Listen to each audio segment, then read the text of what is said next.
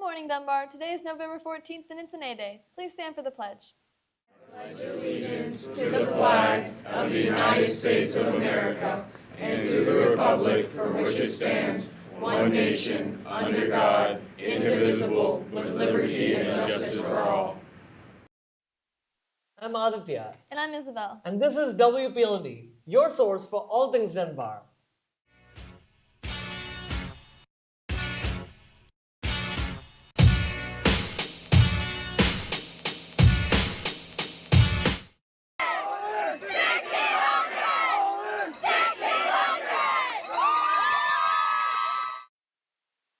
Sister Keeper is collecting hats and gloves during the month of November and December for elementary schools and local shelters that house children.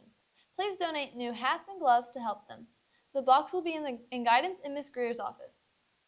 Youth in Government is hosting a winter clothing drive this week in order to support our Youth Service Center.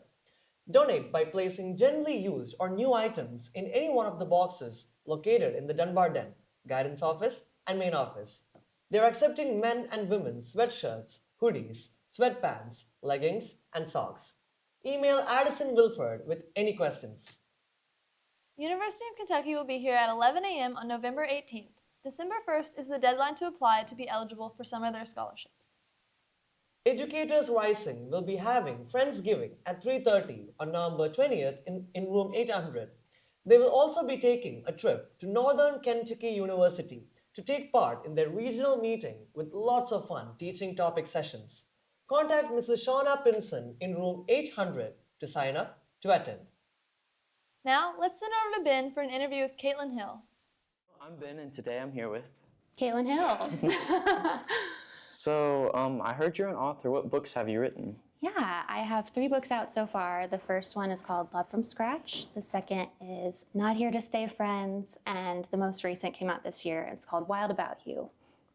And what are the genre of your books? They're young adult romantic comedies. I graduated in 2012, which somehow feels like yesterday and a million years ago. Did you intend on being an author while you were at Dunbar, or was that something you had to come across later on?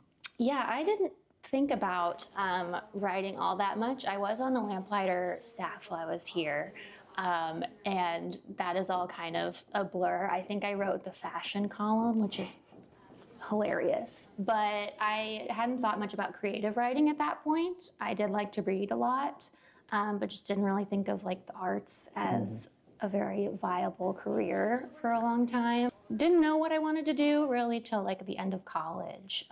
I got back into reading for fun after a few years of intense study and stuff, and started thinking about what if I could write this kind of fun story. And that's when I started just doing it independently and really fell in love with it. What would you say to students who are thinking about becoming a writer, but they're a little worried about it? They're not sure if it'll pay off. Yeah, I think that it never hurts to try, and just even starting now, you're already ahead of the game to just start writing your own things or your own stories, coming up with your own ideas, and getting a feel for the process of writing something, whether it's short story length or book length. There's practice is the key, and just continuing to do it, you get better and better, and you get a better feel for your voice as a writer.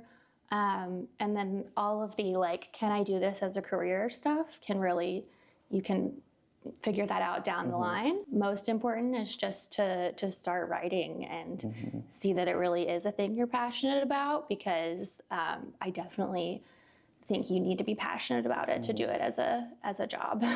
And then what advice do you think you'd give to students now, just moving on with forward with their lives, Yeah, I think something I struggled with a lot as a high schooler was the idea of what I should do and what path I should be on, things that I thought were respectable from the outside looking in. And I think just kind of letting go of some of those ideas of traditional success and traditional paths, and being open to other possibilities for yourself based on what you actually love and are passionate about.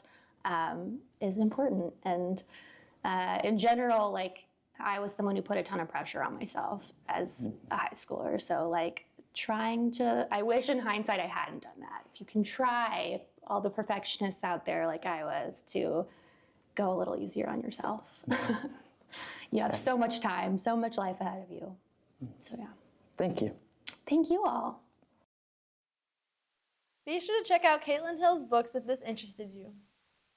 Dunbar Cultural Society will hold their next event at 3:30 on November 20th in room 612.